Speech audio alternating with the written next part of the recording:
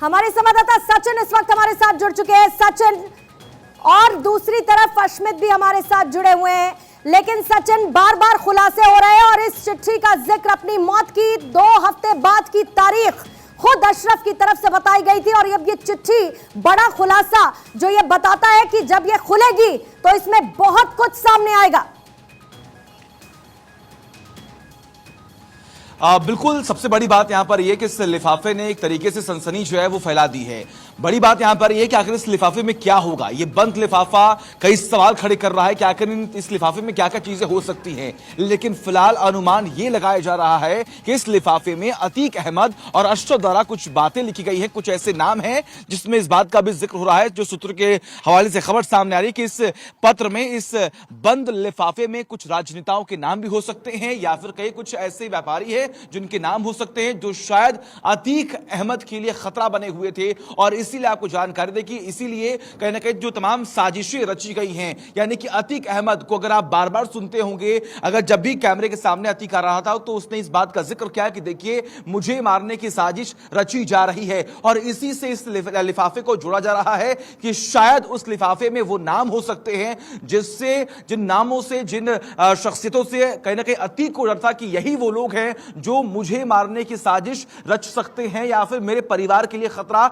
बन सकते हैं। तो उम्मीद अब यही लगाई जा रही है कि उस बंद लिफाफे में कुछ राजनेताओं के नाम हैं और खास तौर पर कुछ ऐसे व्यापारी हैं जिनके नाम उस खत में हो सकते हैं। हालांकि देखिए अभी तक खबरें यही सामने आ रही हैं कि जो इलाहाबाद कोर्ट के जज हैं उनके पास यह खत पहुंचा है। अब देखना यहां पर होगा आने वाले वक्त में कि आखिर इस खत में क्या होता है और आखिर आने वाले वक्त में कोर्ट की तरफ से क्या टिप्पणी इस पर कही जाती है। लेकिन फिलहाल बड़ी बात यहां पर यह कि जब जो अतीक के वकील हैं विजय मिश्रा, हमने उनसे बात करने का प्रयास किया, हमने उनसे पूछा भी कि क्या ये लेटर जो है वो आपके द्वारा भेजा गया है। उन्होंने कहा कि नहीं, ऐसी कोई भी जानकारी मेरे पास नहीं है। मैंने उनसे यह भी पूछा, यह भी सवाल किया कि आखिर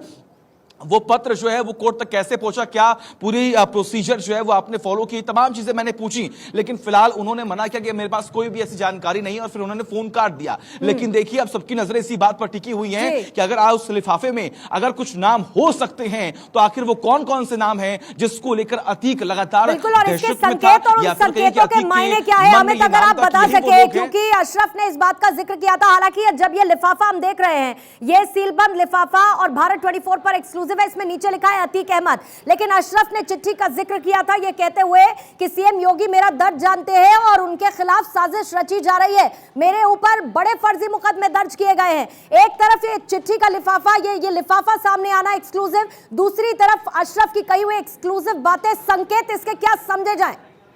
पूर्णिमा, सबसे बड़ी बात जो है इसमें ये लिखा गया है सुप्रीम कोर्ट ऑफ इंडिया, यानी चीफ जस्टिस ऑफ इंडिया, जो हम और आप लिफाफे जो एक्सक्लूसिव तस्वीर भारत 24 इस वक्त दिखा रहा है उसमें अतीक अहमद पूर्व सांसद और लिखा गया है वो सुप्रीम कोर्ट ऑफ इंडिया को पत्र। तो जाहिर सी बात है अतीक को ये पता था कि उस जो भी चीजें लिखी जा रही है वो सुप्रीम कोर्ट ऑफ इंडिया के पास कैसे पहुंचे, सीजीआई के पास कैसे पहुंचे। और ये अगर पत्र पहुंचाया गया है जिस इन्वेलप का, जिसका मजमून हमें दिख रहा है, तो निश्चित तौर पर इसमें कई खुलासे होंगे और वो खुलासे होंगे जो अब कोर्ट मॉनिटर, जो बात विपक्ष भी कह रहा है और तमाम तरफ से आवाजें आ रही है कि एक जांच कमेटी बिठाई जाए, एक जांच कमीशन बिठाया जाए, उस कमीशन के पास इसको सुप्रीम कोर्ट भेज सकती है इस पर तहकीकात करवाने के लिए। और इलाहाबाद हाईकोर्ट के, जैसा हमारे सहयोगी सचिन बता रहे थे कि इलाहाबाद हाईकोर्ट के भी जस्टिस को यह पत्र भेजा गया है, तो वो भी कोलैबोरेट होगा सुप्रीम कोर्ट में, वो भी पत्र मंगवाया जाएगा क्योंकि इसमें ऊपर ही लिखा गया है सुप्रीम कोर्ट ऑफ इंडिया। तो जाहिर सी बात है कि अब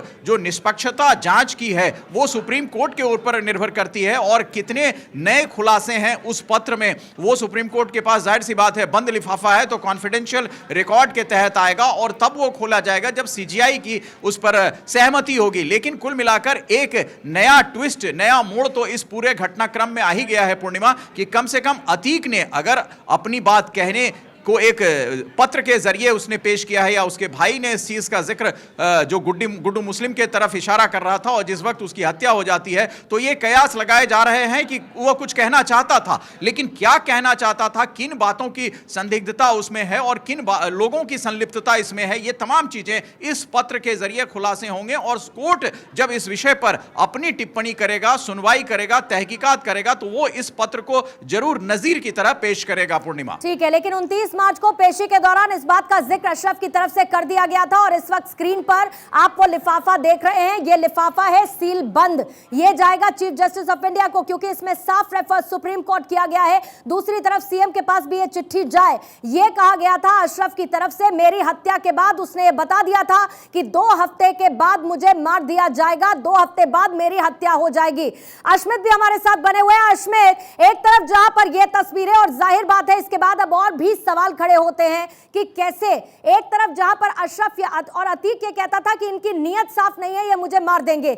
अशरफ ने कह दिया कि 2 हफ्ते बाद मुझे मरवा दिया जाएगा, और उसके बाद हमने वो हत्याकांड होता हुआ मीडिया के कैमरों में पूरे देश भर ने देखा, और अब इस लिफाफे का, सील बंद लिफाफे का सामने आना बड़े सवाल भी पैदा करता है।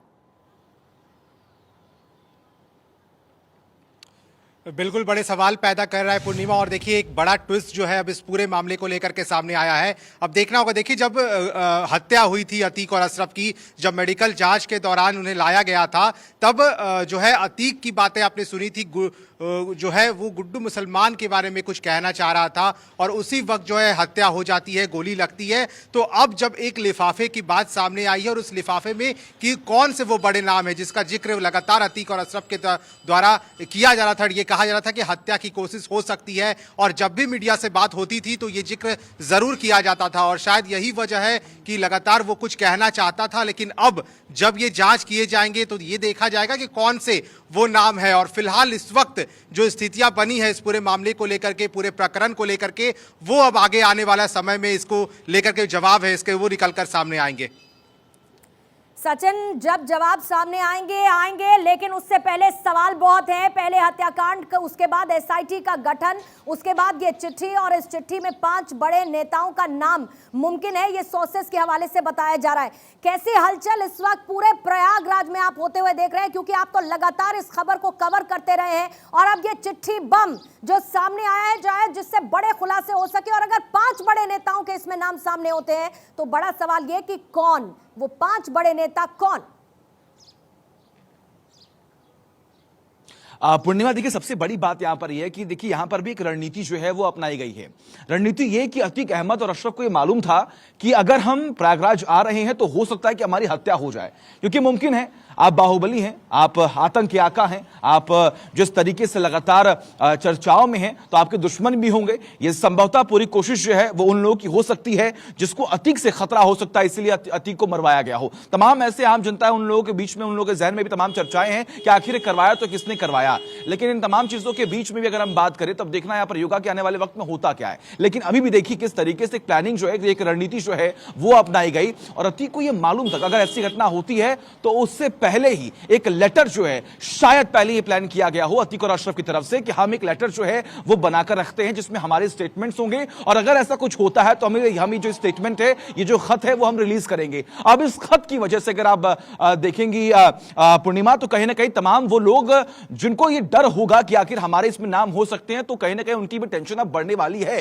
क्योंकि अगर सुप्रीम कोर्ट के पास ये खत पहुंचता है और वहां पर अगर ये खत खुलता है तो ऑब्वियस सी बात है कि पूरे प्रयागराज में और खास तौर पर उन तमाम बड़े चेहरों के नाम भी सामने आ सकते हैं जो अभी तक हमें समझ में आ रहा है, जो अभी तक हमें जानकारी मिल पा रही है कि उसमें कुछ ऐसे नाम हो सकते हैं जिसको लेकर तमाम चर्चाएं पहले भी थी, और अतीक और अशरफ को यह आशंका थी कि यही वो लोग हैं जो मुझे मरवा सकते हैं, मेरे परिवार को मरवा सकते हैं। लेकिन देखिए सबसे बड़ी बात यहां पर यह कि यह प्लानिंग किस तरीके से पहले ही कर ली गई थी, और जैसे ही ये दिन दहाड़े गोली मारी जाती है अतीक और अशरफ को, उसके बाद देखिए किस तरीके से लगभग 2 दिन का वक्त यहां पर हो चुका है, 24 घंटे से अधिक का समय हो चुका है, और 24 घंटे के बाद एक जो लेटर बम गिरा है उसकी वजह से कहीं ना कहीं पूरे प्रयागराज में और पूरे प्रदेश में भी टेंशन की जो स्थिति है वो कहीं ना कहीं जरूर देखने को मिलेगी। उसका लिफाफा इस वक्त एक्सक्लूसिव जो भारत 24 पर आप देख रहे हैं, इसमें आपको 2 चीजें नजर आएंगी। सबसे पहले उधर अतीक अहमद का आप नाम देखिए, पूर्व सांसद, दूसरी तरफ इधर लिखा हुआ है सेवा में माननीय सुप्रीम कोर्ट ऑफ इंडिया, यानी सुप्रीम कोर्ट ऑफ इंडिया को रेफर करते हुए, चीफ जस्टिस ऑफ इंडिया को रेफर करते हुए,